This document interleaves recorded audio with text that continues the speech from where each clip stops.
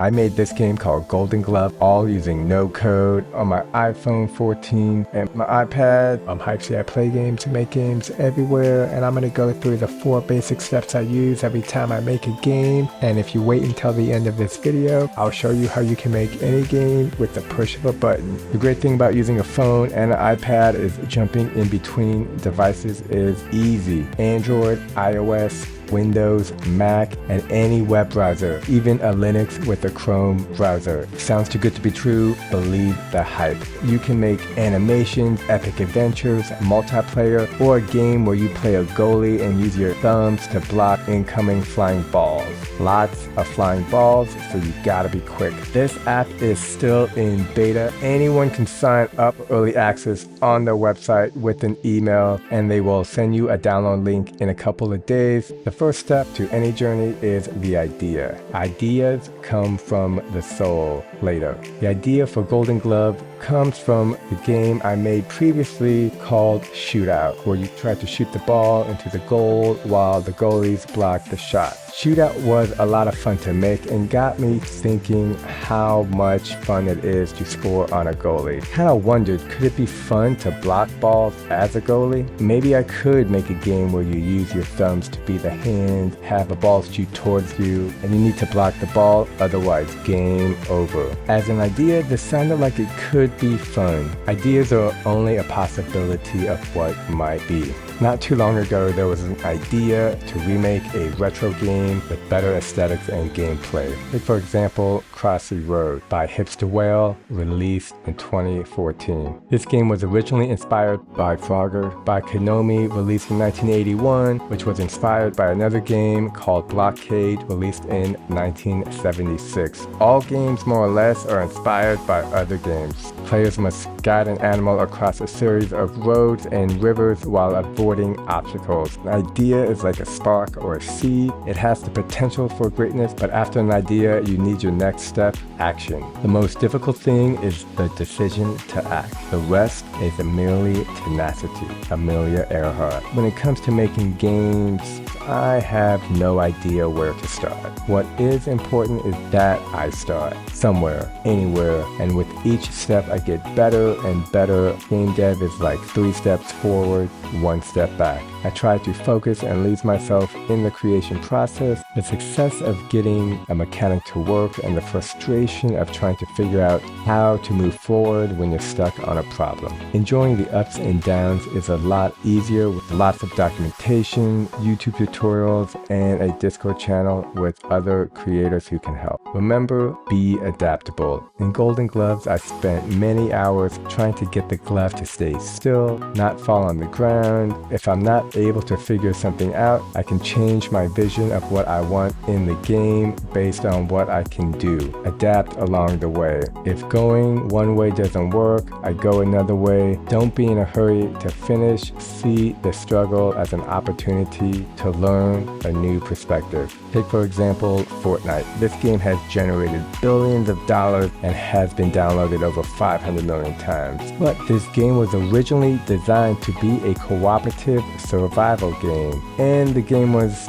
meh. One day, Epic adapted and did a battle royale. The rest is history. The idea you have at the beginning may not be the same as the final product, and that's a beautiful thing. It's important to push through when developing. Getting stuck and confused can slow you down and maybe even cause you to quit. While having issues, I saw that Yop from the Discord community was doing a Q&A, and I finally asked him what his thoughts were on how to make the gloves stay still. I had spent hours trying to figure out the answers with no success, but the solution only took a couple of minutes. Yop, who has an in-depth knowledge of many moving aspects of nodes and how things work, explained that all the objects were made of physical materials, and you can manipulate these materials so that they don't move if the player is not touching the object. works. I had played around with the physical materials, moving a bunch of different levels and knobs and thresholds. However, none of that yielded what I was looking for. Yope, however, knew exactly how to set up certain parameters to get the desired outcome. And now I know how to do that as well for this game and any future game. If I forget, I can always go back to this game, take a look at the materials, and refresh my memory. The third step in the process is playtest. Play is the highest form of research. Albert Einstein. Playtesting your game is fundamental and should be done as many times as needed and more. If you find yourself playing your game and you're not having fun, be sure to take notes on what you like and what you don't. Ask other people to play your game. Don't tell them anything and just watch where they have fun and where they get stuck.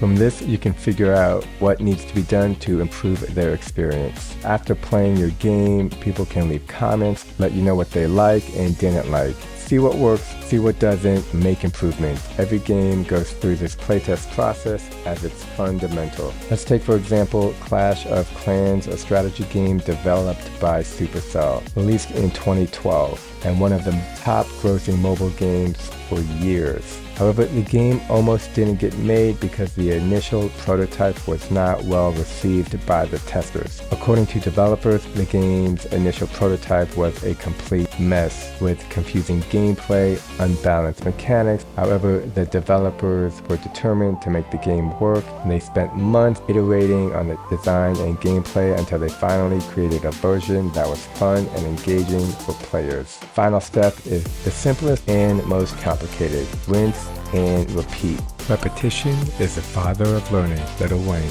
Maybe you need to go back to your original idea and move things around, and maybe something could be added or taken away to help improve the gameplay. Have an idea, take action, play test, do these steps over and over again, your game will improve. If you're not sure, publish it, let other people play the game, and they will tell you what they like or don't like. There's no right or wrong way to make a game, so try many things and see what works, and you'll learn and improve. How to make a game with the touch of a button. In HypeHype, there's a really cool feature that allows anyone to remake or remix a game that has already been made. This essentially makes every game a template to learn and grow your game dev skills. The really complicated games have really complicated features and nodes that go here, there, and everywhere. But likewise, the simple games have simple mechanics that will help make you a better developer step by step. You can go into any game, see the mechanics, components, characters, and change them around along with the colors and overall aesthetics. Be careful not to break any of the mechanics or break everything and see what you can make. When you're the developer, you decide what challenges and obstacles you face. And if you're not sure where to start, check out one of my videos from the first game I made to the most recent. If you like this kind of content, be sure to like, subscribe, and hit that bell button to stay updated. I'm Hypesy. Stay safe out there, and peace.